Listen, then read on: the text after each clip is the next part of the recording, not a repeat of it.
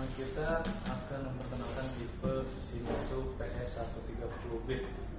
Dan Shimizu PS130 bit ini termasuk kategori dalam pompa sumur dangkal. Kita buka pompanya.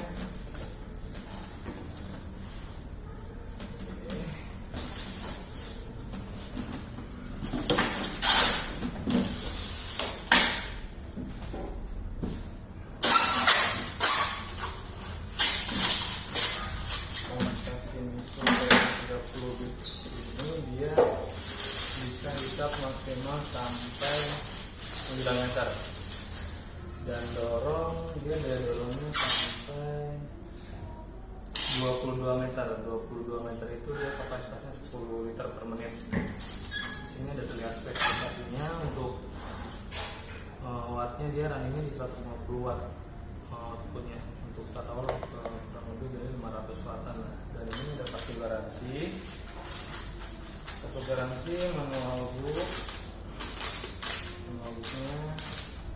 Oke, dan kartu garansinya.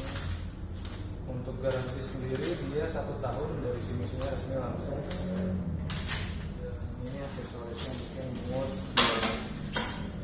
dan dudukan si pompa itu dia bisa dipasang ini. Oke.